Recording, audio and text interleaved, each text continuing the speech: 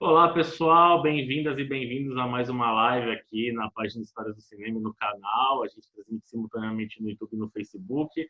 Aqueles recadinhos básicos que, se vocês têm gostado das entrevistas e tal, no Facebook, clique em seguir, depois em ver primeiro no YouTube, ativa o sininho, faz inscrição no canal e compartilha, avisa os amigos, as amigas, que é importante para a gente seguir com esse trabalho. Já adianto que na semana que vem, dia 10, eu vou conversar com o crítico de cinema carioca Paulo Teles, do blog Filmes Antigos Clube. A gente vai falar sobre a Era de Ouro do Cinema. Ele é escritor, tem livros publicados sobre cinema clássico, um sobre a série Paladino do Oeste, que foi uma série famosa. Vai ser um papo bem legal. E hoje eu tenho a honra de receber direto de Alvorada, no Rio Grande do Sul, região metropolitana de Porto Alegre, o Denilson Reis, que é professor de história, roteirista de quadrinhos e fanzineiro. A gente vai falar do universo dos fanzines no mundo contemporâneo, entender como é que está o contexto desse segmento. Eu recebi ontem, chegou a tempo aqui, o Batizine, trabalho muito legal, ele enviou pelo correio a edição impressa aqui, bem ilustrado, tem sketches até de Van Reis aqui, muito legal o Batizine.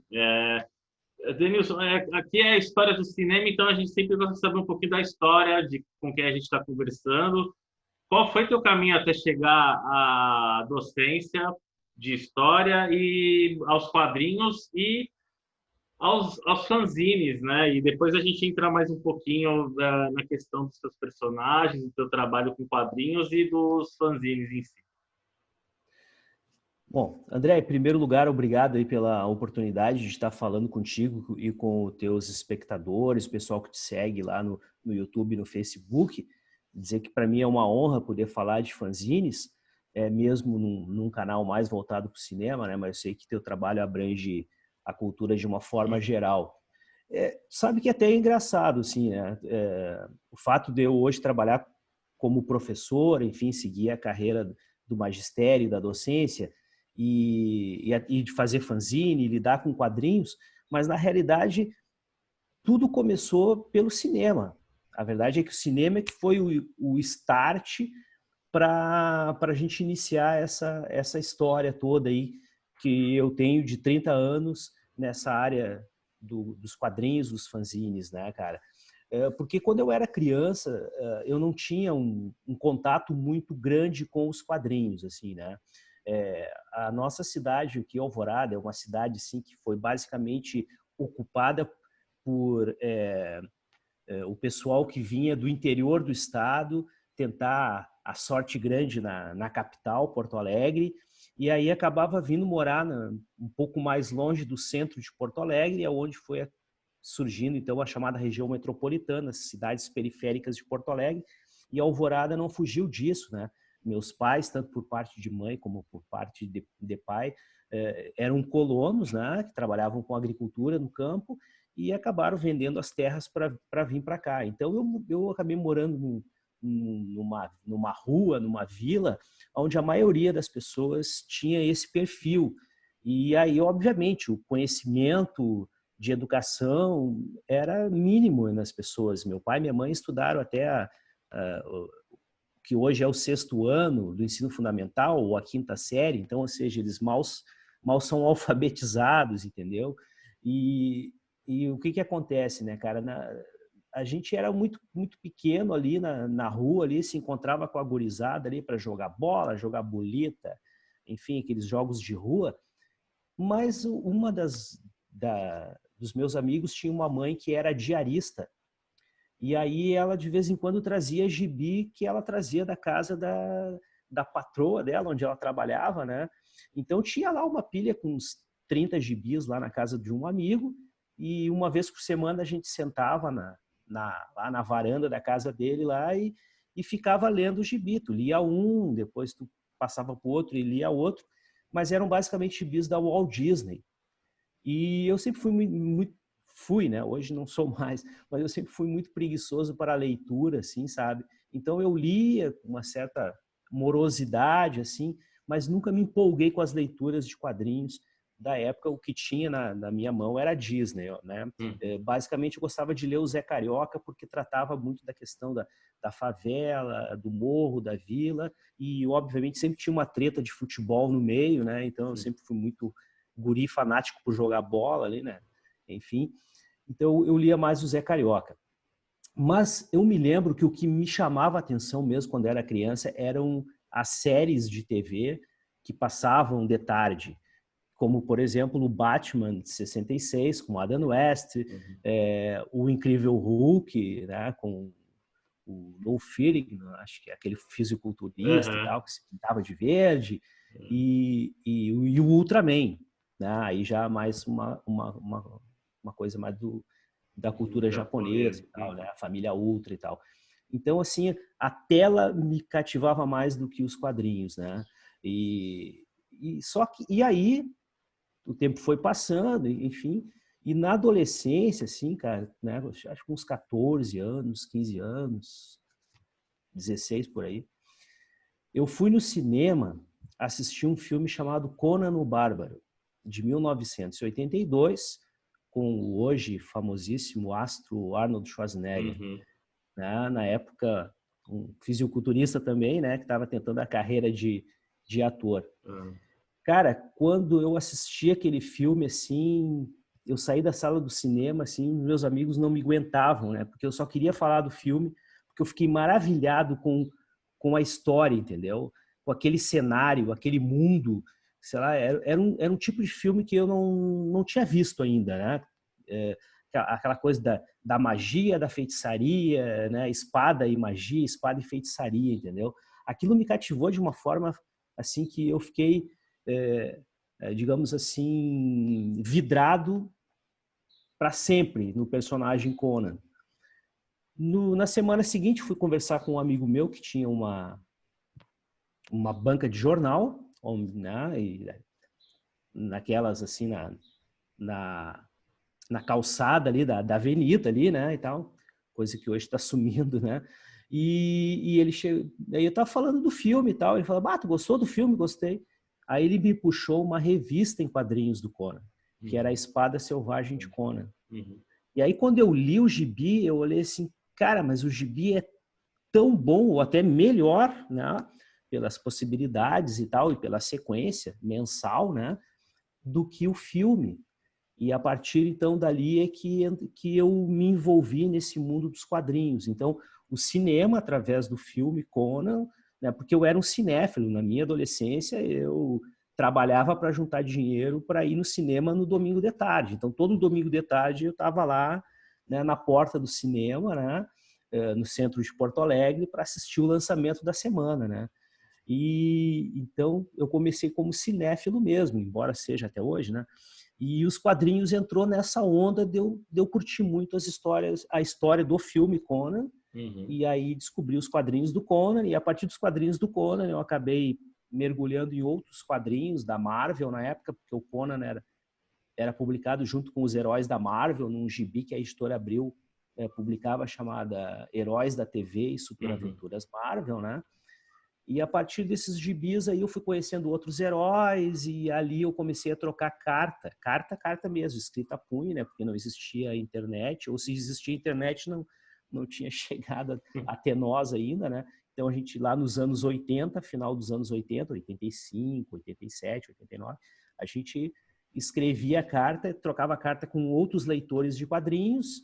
E foi quando eu comecei a entrar em contato com pessoas que faziam jornaizinhos, né, ou boletins informativos e impressos em xerox, que depois a gente ficou sabendo que esses boletins impressos em xerox, no mundo eles eram conhecidos como fanzines, ou revistas de fã, né, de algo, de alguém, de alguma coisa, né? Então, mais ou menos por aí que é a minha história de chegar aos quadrinhos e aos fanzines através do cinema, né? Trazia a memória da infância, dos seriados, né? Dos heróis, né? E depois com o filme Conan o Bárbaro. Os fanzines vieram antes de você começar a escrever roteiro para quadrinho? Foi esse o caminho? Assim? Exatamente, porque tipo, o que acontece? As pessoas, vários amigos faziam fanzines e um ficava instigando o outro cara, tu tem que fazer o teu fanzine, eu faço o meu, tu faz o teu, e aí a gente troca, né? Faz uma troca, eu mando o meu fanzine para ti, tu manda o teu fanzine para mim, né? Porque não tinha, como eu falei, né? Não tinha internet, não tinha rede social, não tinha nada, não tinha nem revistas especializadas e tal, né? A gente, para descobrir alguma coisa, alguém tinha que viajar para os Estados Unidos, trazer uma informação nova, entendeu? Porque, ou para a Europa, porque não existia nem as revistas aquelas que depois vieram a aparecer, como a Wizard, revistas comentando quadrinhos, entendeu? Impressas, quero dizer, né? Hoje em dia é bem diferente. Hoje em dia a gente vai ali, abre um blog e tem a revista ou o desenhista que está surgindo ontem mesmo, né? Na quarta-feira, hoje já está na internet, entendeu? E naquela época não, né? Então, quanto mais a gente produzisse informações e trocasse essas informações, mais informado a gente ficava. O fanzine ele é chamado uma imprensa alternativa, uma imprensa underground, né? Então, eu comecei isso, né? Comecei como um fã de quadrinhos, fazendo um fanzine de quadrinhos, ou seja, né? Uma revista do cara que é fã de quadrinhos, né? Com o tempo, a gente começa a falar dos personagens, começa a conhecer personagens, começa a conhecer artistas também, né? A gente começa a trocar também correspondência na época, né? E começa a conversar e fazer entrevistas com desenhistas, no caso brasileiros, né? Eu não tinha contato com os gringos na época. E então era um trabalho meio que jornalístico, entendeu? Mas aí tu começa a curtir tanto aquele universo dos quadrinhos que tu começa a pensar, pô, e se eu criasse um personagem, né, né, com as ideias que eu fico pensando que poderiam ter naquele outro personagem lá e tal. Então, a ideia de escrever uma história, criar um personagem, criar um universo, ela surgiu depois de eu ter criado o fanzine, né? Então, eu comecei a ler quadrinhos, resolvi fazer um fanzine e eu acho que é mais ou menos o caminho, né? Quem tem o dom do desenho acabava desenhando. Vários amigos meus que começaram a fazer fanzine comigo hoje, inclusive, trabalham para a Marvel e para a DC, né? Tem vários brasileiros que desenhavam para os meus fanzines que hoje trabalham com quadrinho profissionalmente. E outros acabaram, não eram bons dos desenhos, que era o meu caso, né? Que meu desenho era muito sofrível. Então eu dava ideias, né?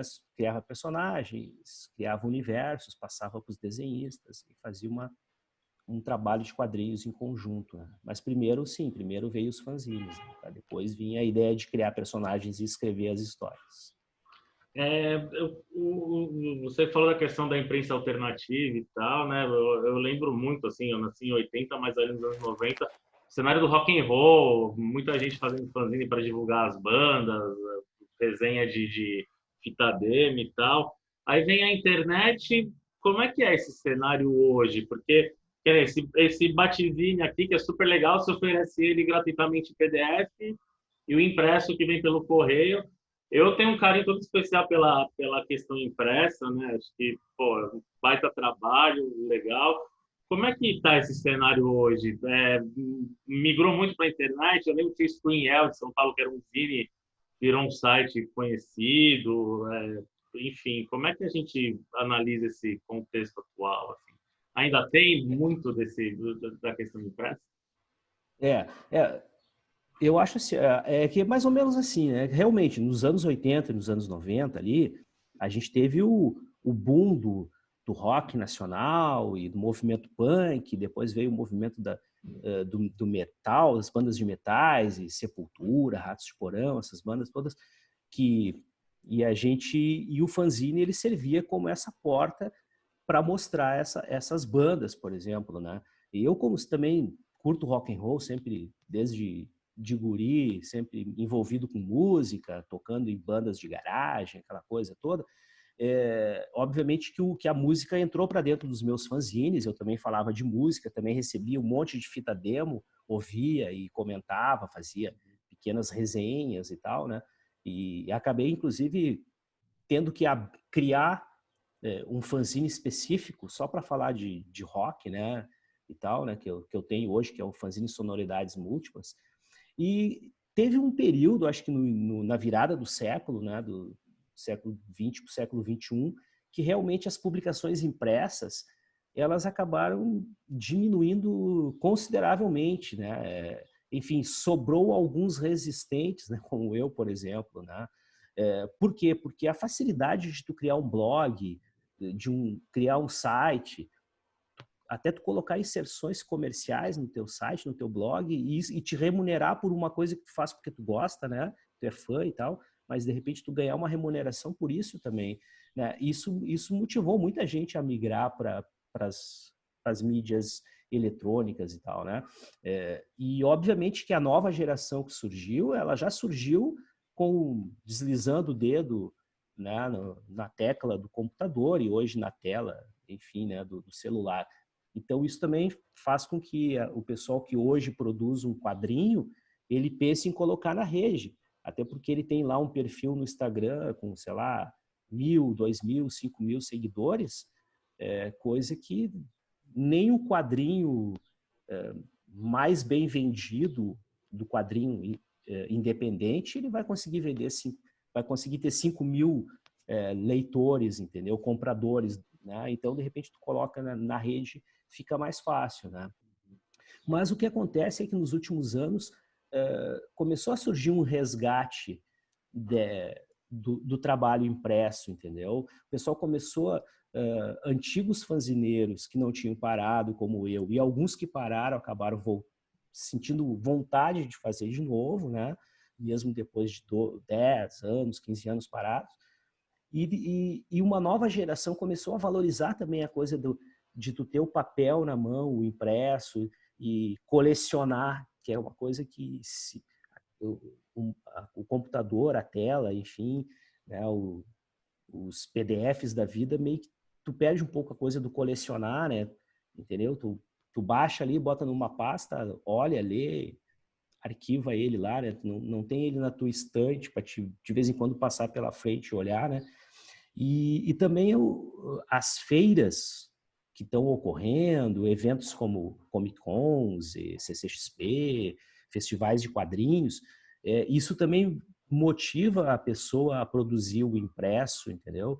E isso desperta o interesse do público que chega ali e olha, né, como esse zine do Batman aí, né, o Batman Zine, para comemorar os 80 anos do Batman, eu levei alguns exemplares para a última CCXP, onde eu estava com uma mesa lá como artista lá no Artist Alley, e muitos jovens assim chegavam, Batman, o que é isso aqui? Aí tu explica o que é.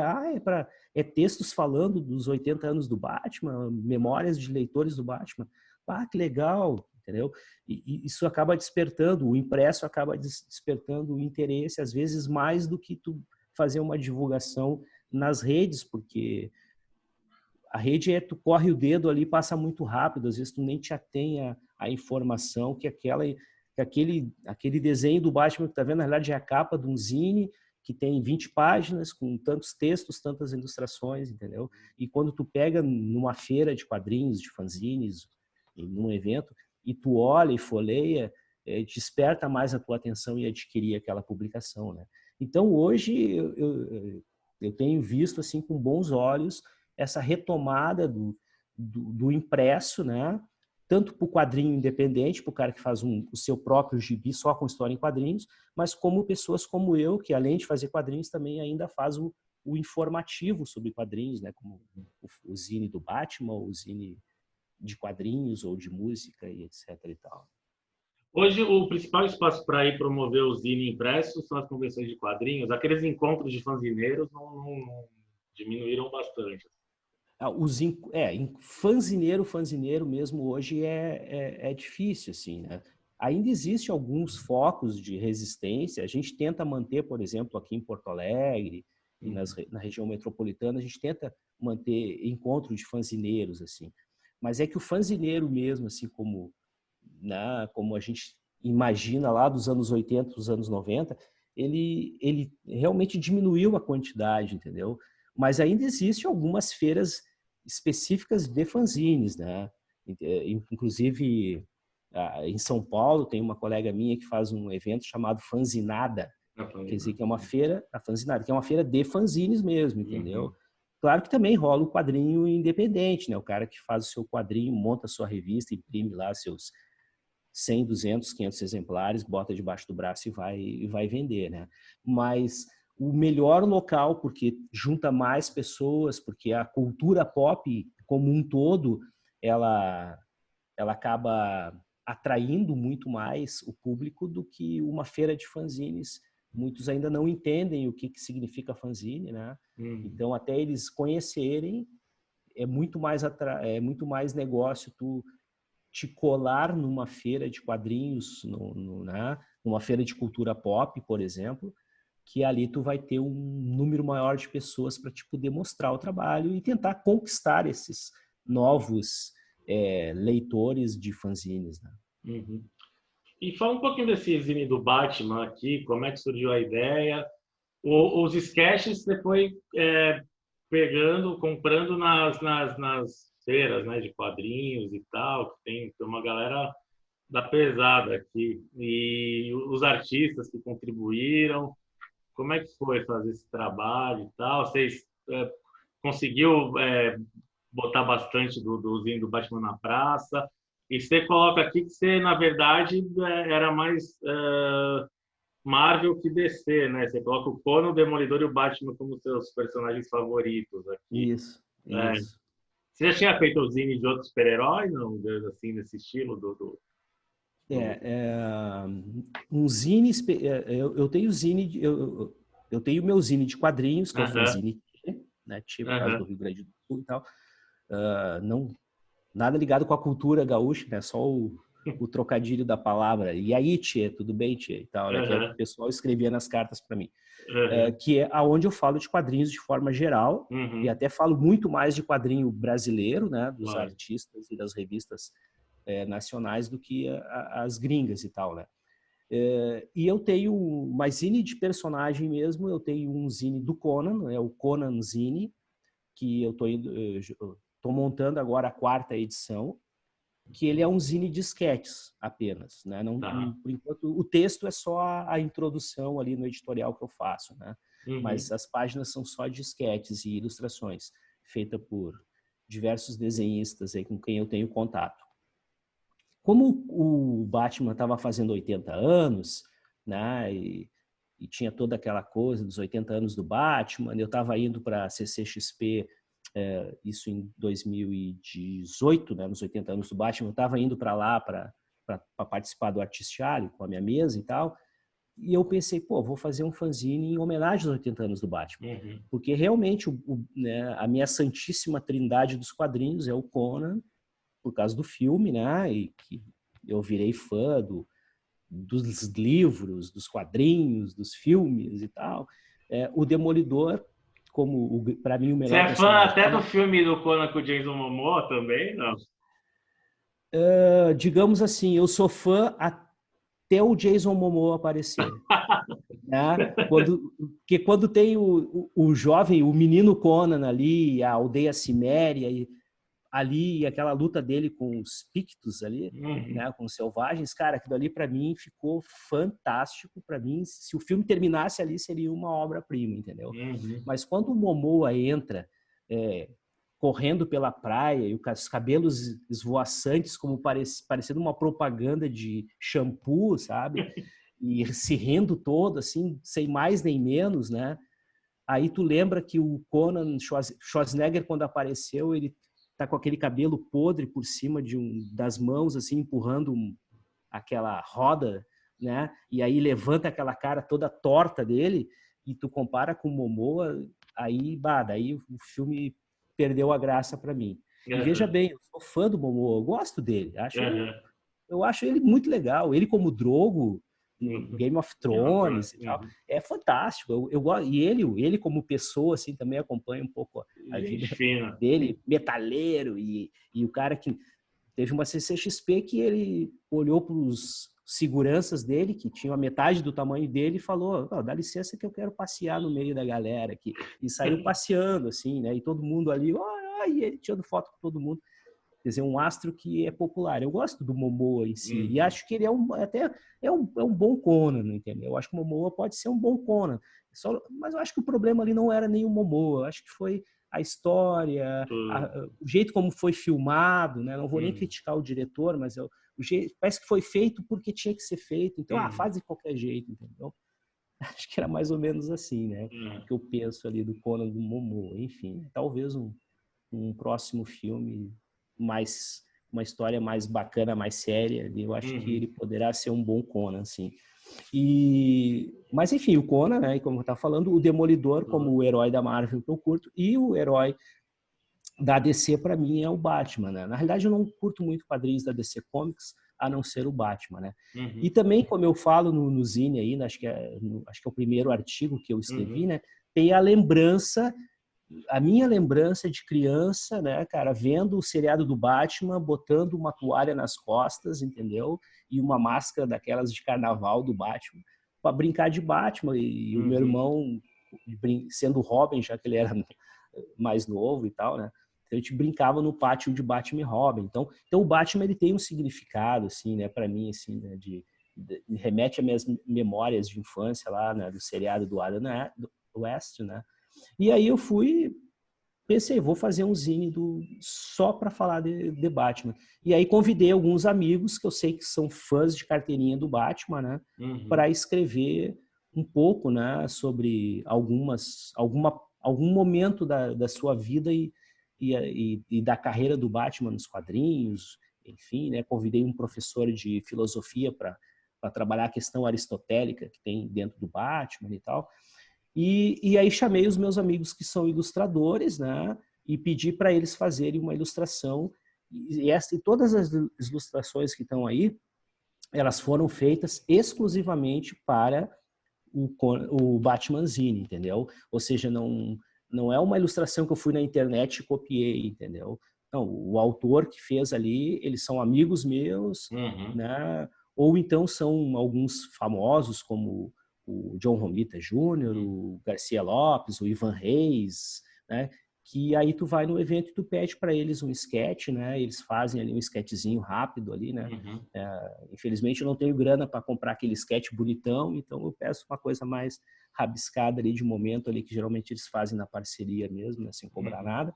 E aí eu juntei esse material, ilustrações, textos e fiz essa homenagem aos 80 anos do Batman.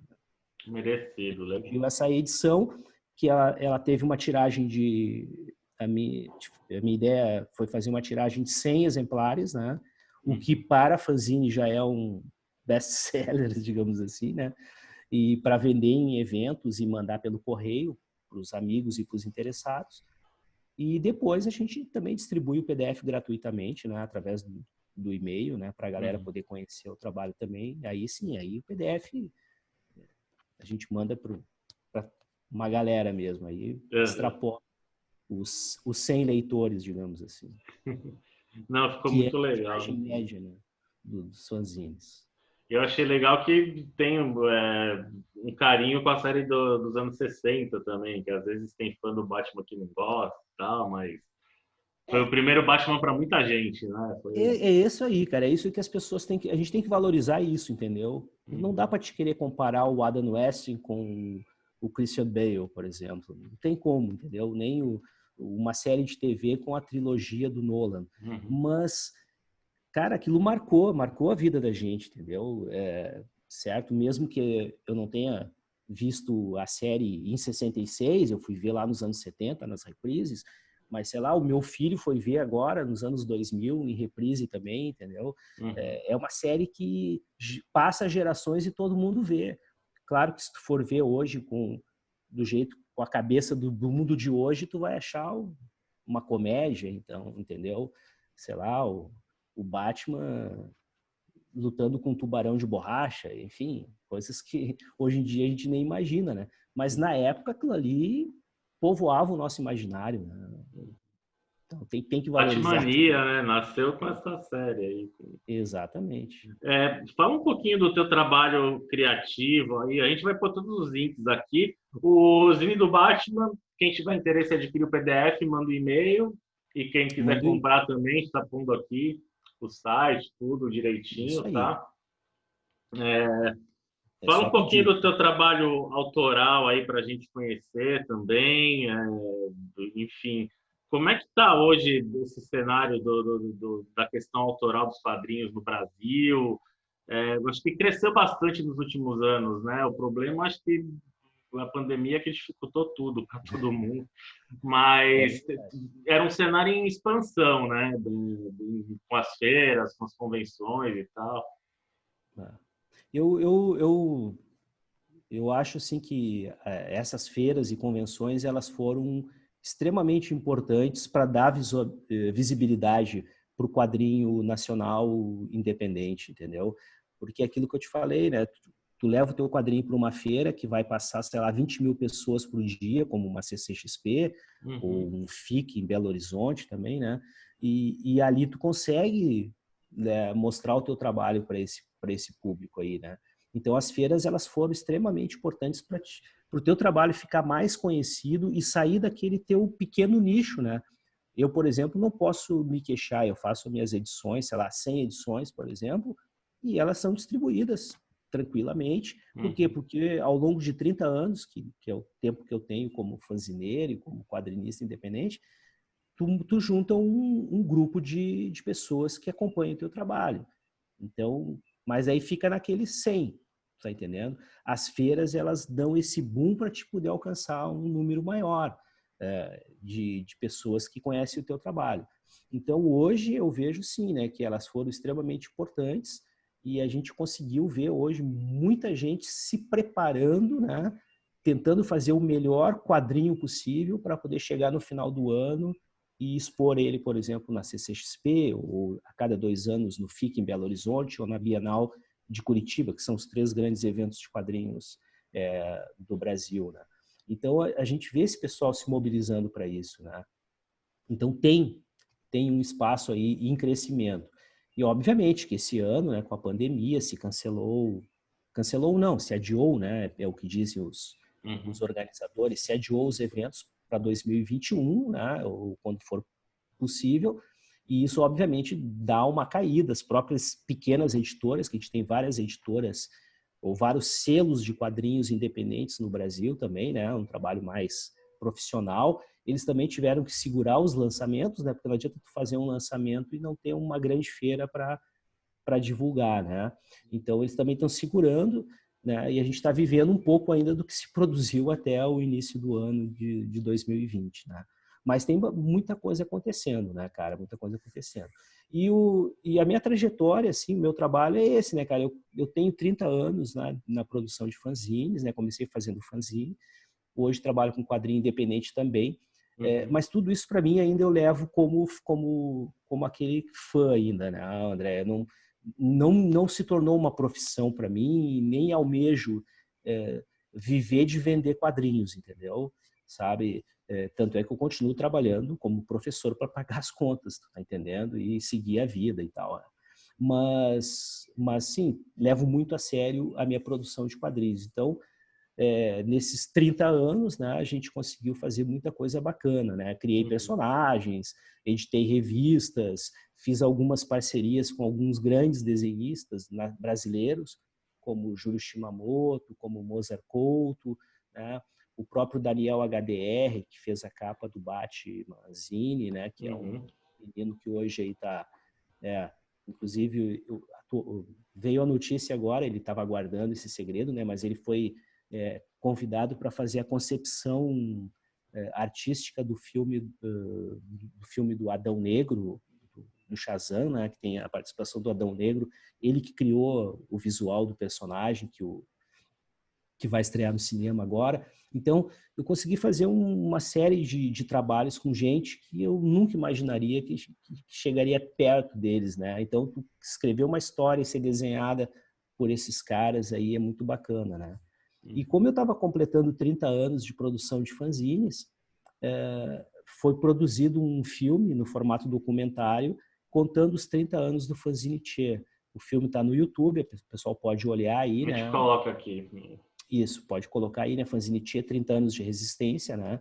Ele Uhum. ficou 2 anos meio fechado, porque a gente estava colocando em festivais, tem aquela coisa do ineditismo e tal, mas Uhum. agora ele está liberado no YouTube aí, né? Ele foi produzido pela 880 Filmes, que é aqui de Porto Alegre e tal, um trabalho assim que que eu achei muito bonito, porque eu pensei em fazer um documentário assim, tipo, pegar o celular e gravar, entendeu? E aí os caras vieram, não, com aquelas câmeras, luz e tal, né? Enfim, edição, tudo. Ficou um negócio bem bacana.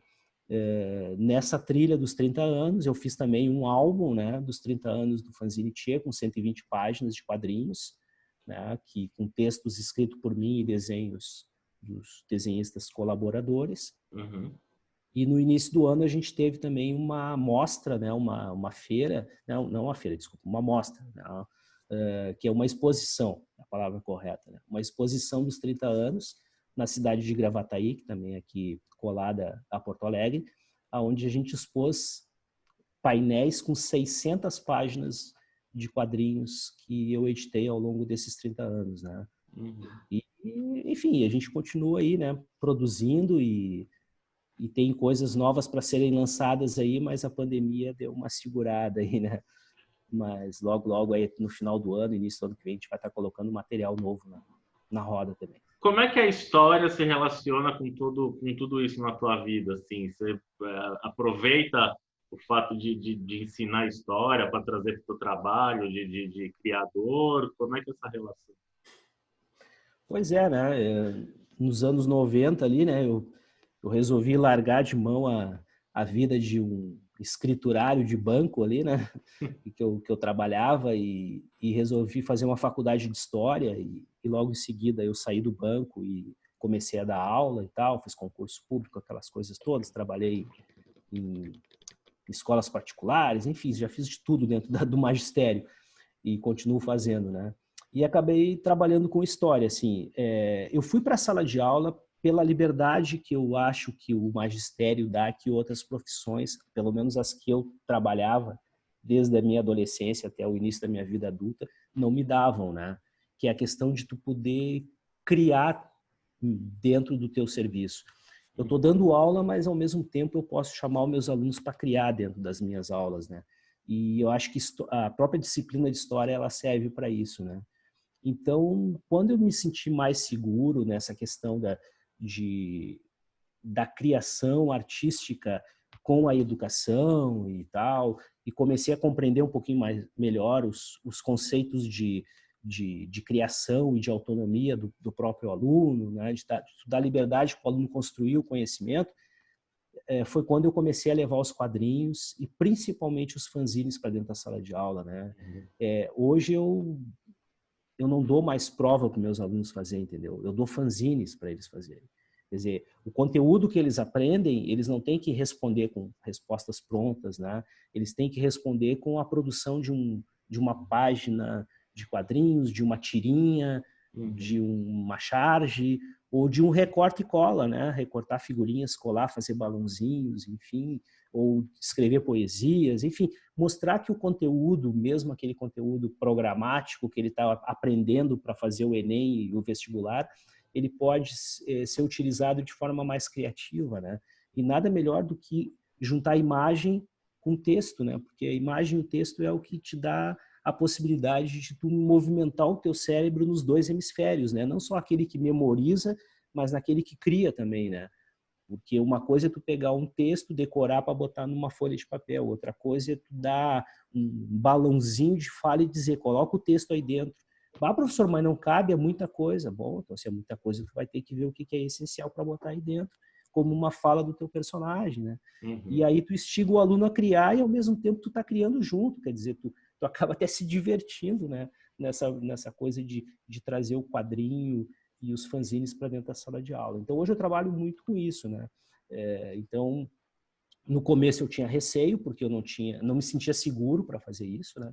Mas com o tempo e vendo também que outros fanzineiros educadores trabalhavam com essa produção, eu acabei criando coragem e criando uma metodologia de usar, né, as histórias em quadrinhos e os fanzines. E hoje eu estou usando também o cinema, né? Quer dizer, eu não consigo dar uma aula de Primeira Guerra Mundial sem mostrar a Mulher Maravilha dentro de uma trincheira, por exemplo, né? Ou falar da Segunda Guerra Mundial sem mostrar o filme do Capitão América. E aí, enfim, né? Teria tantos outros para citar, né? Show. Você vai por um caminho que eu acho que é o que a educação tem que instigar o pensamento, a criatividade. Por outro lado, a gente vê muito ainda no Brasil, na questão educacional, a questão da decoreba. E quando vem um professor, uma professora que instiga o pensamento, hoje tem uma galera que diz que está doutrinando, está ideologizando, tá, enfim. É, isso é meio perigoso também, né? Porque a gente viu aí professores sofrendo uma série de censuras e tal. Como é que se enxerga essa situação? Essa é a parte ruim da coisa, né? Porque tu tá fazendo um trabalho que, se tu for pegar qualquer estudioso da pedagogia sério, ele vai dizer que é o caminho, como tu acabou de colocar, esse é o caminho. O aluno ter autonomia e criar. Mas aí tu fala em autonomia e criação e construção do conhecimento, os caras vão dizer, tu tá seguindo aquele comunista do Paulo Freire, entendeu? E aí já vem toda essa onda de tu é doutrinador e não sei o que mais e tal. Cara, eu não sou doutrinador, e se isso é doutrinar, então eu acho que eu estou doutrinando bem o meu aluno, entendeu? Porque eu estou fazendo ele ser criativo, cara, entendeu? E eu já encontrei o próprio cineasta, né, o produtor do filme Tinha 30 anos, ele foi meu aluno, porque ele é de Alvorada. O produtor musical do filme, né, que fez toda a trilha sonora, que é uma trilha sonora original, né, não é cópia de lugar nenhum, foi criada a trilha sonora dentro de um estúdio, um aluno meu que criou, porque hoje ele trabalha com produção, faz jingles para cinema, para comercial, e além de ter uma banda de rock e tal, aquela coisa toda. Quer dizer, então tu vê que essas coisas dão resultado na vida das pessoas, entendeu? A criatividade é que vai fazer a diferença, né? Mas tu tá falando de um cineasta e de um produtor musical. Não, mas se tu for um médico, um advogado e tu tiver criatividade, tu vai ser melhor do que os outros, cara. Entendeu? Eu não vejo qual o mal que tem a criatividade, né? Mas muitas pessoas olham para isso. E dentro da própria escola, André, o grande problema que eu sinto é que eu sou uma ilha, tu tá entendendo? Eu e mais 2 ou 3, num total de 60, 80 professores. Por exemplo, uma escola de ensino médio onde eu dou aula, que é a escola principal, central da cidade, com 3.000 alunos, eu e mais 2 ou 3 somos uma ilha ali dentro, trabalhando com essa questão da criatividade, entendeu? Os próprios fanzines. A maioria é só decoreba. E aí tu chega numa sala de professores e tu escuta. O professor Denilson não dá aula, ele só faz fanzine. Certo? Isso é o que mais chateia, né? Os teus colegas, entendeu? Continuarem dando aquelas aulas arcaicas como se fossem padres jesuítas querendo catequizar índios, entendeu?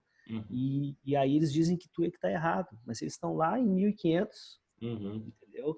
E a gente está fazendo aquilo que o século XXI aí acha que é a saída para a educação, né? Ainda mais nesse mundo virtual aí que o aluno entra, faz filme, faz música, faz tudo com um celular na mão. E aí tu querer catequizar ele ensinando decorebas e decorebas é complicado. É bem complicado. Mas enfim, mas a gente vai à luta, né? Continua acreditando que é certo. Tá na hora do nosso ping-pong aqui, tá? Eu falo uma palavra, faço uma pergunta, responde sucintamente, não pode ficar em cima do muro e também não pode pensar muito, tá? Nossa. Tipo de frente com o Gabi. Um filme que te marcou. Conan o Bárbaro. Um diretor ou uma diretora de cinema? Alfonso Cuarón. Bom, mexicano, muito bom. Um ator? Gringo Tanto faz. ou brasileiro? José Wilker. Legal. Atriz? Não pode pensar muito. Eu tô pensando para dizer o nome. Então tá, tudo bem, sem problema. Me fugiu o nome dela. Acabei de ver um filme com ela esse fim de semana. A atriz da Viúva Negra. Scarlett Johansson. Scarlett Johansson. Puxa. Mas não pela Viúva Negra, mas pelos outros filmes dela. Um quadrinho que te influenciou? Conan, né? Conan. Conan vai estar sempre. Um quadrinista? é um quadrinista, Roy Thomas, Roy Thomas. que é o roteirista do Conan. Eu acabei de ler terminei o Porradaria, o duelo entre Marvel e DC. É uma delícia esse livro, né, cara? Muito divertido. Sim. Os conflitos de bastidor e tal. Sim, eu sei. Um livro. A Vida em Vermelho, a biografia do Che Guevara. Agora, se for um livro de ficção, O Poderoso Chefão. Opa, Mário Puzo. Mário Puzo, um escritor, uma escritora. Eu poderia citar o Robert Howard, o criador do Conan, né? Uhum. Acho que seria, para mim, o grande escritor dos pulps. Tá, você gosta de rock também? Uma banda? Pink Floyd. Legal. Eu queria ser professor no Brasil é encarar uma luta bastante inglória, mas ao mesmo tempo muito satisfatória quando tu vê os resultados. Uhum. Se você olhar em retrospectiva, que trabalho que te dá mais orgulho de você ter realizado? Seja um fanzine, um roteiro, enfim, uma aula, o que for, assim. Para mim é ter acreditado e criado o Fanzine Tchê há 30 anos. Fanzine Tchê, sensacional. O que é a arte? A arte é tudo aquilo que vem de dentro da pessoa, tudo aquilo que vem do coração para brilhantar a vida de todos. Denilson por Denilson? Um cara muito calmo, tranquilo, introspectivo, mas muito sonhador. Legal. Eu queria aproveitar e agradecer o professor Jamer Guterres de Mello, que foi quem fez a ponte, me encaminhou um e-mail da divulgação do Batizine. Ele foi meu orientador no mestrado, minha dissertação foi sobre o Batman, e aí eu conversei com ele sobre, ele tinha um blog, fez um mestrado sobre fanzines e tal. Vou pôr até entrevista aqui. Bom, você é gaúcho, eu não sei, mas é Grêmio ou Inter? Ou alguma outra opção? Não, é Inter. Muito Inter. Eu gosto muito de futebol, sou colorado, torço pro Inter. Foi isso é engraçado, cara, porque os 3 gaúchos que eu entrevistei, você, a professora Laura Logar Sucane e o Jamer, os 3 são Inter. Nenhum gremista. Pois é, que bom. Continue assim. Sem... pluralismo. Né? A próxima vez procura um gremista. Qual o maior ídolo do Inter? Quem é o maior ídolo? É o Falcão ou não? É o Falcão, claro. Se bem que eu também gosto muito de citar um uruguaio que jogou no Internacional quando eu comecei a frequentar estádio mais presencialmente, assim, que é o Rubem Paz. Rubem Paz, uruguaio. Jogou na época do Francesco ali, dessa galera aí, isso. né? Geralmente ele jogava... Copa de 90 ali, Rubem Sousa. Exatamente, é desse time aí. Grande time uruguaio. Fica à vontade para deixar um recado para quem está acompanhando a gente aqui. Bom, gente, assim, o recado que eu gostaria de deixar assim, para a galera aí é procurem meu trabalho, ele tá bem disseminado nas redes sociais, né? Eu tenho Facebook, Instagram, enfim, tenho até um canal de YouTube que eu quase não consigo atualizar ele, mas de vez em quando eu boto uns videozinhos para divulgar os meus trabalhos lá. A gente está pondo os links todos aqui, tá, pessoal? Acessem. Isso aí é legal.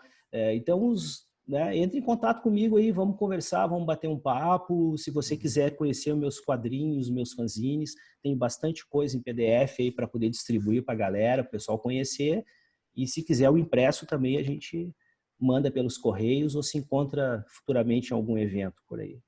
Legal, queria te agradecer, foi um prazer conversar contigo aí, te conhecer também. Gostei muito do Batizine lido numa tacada só. E é isso aí, pessoal. Esse foi Denilson Reis, direto de Alvorada, Rio Grande do Sul. Até a próxima live semana que vem sobre a Era de Ouro do Cinema com o Paulo Teres. Abração, cara. Valeu. Falou, eu que agradeço. Obrigado, André. Tchau, tchau. Tchau, tchau.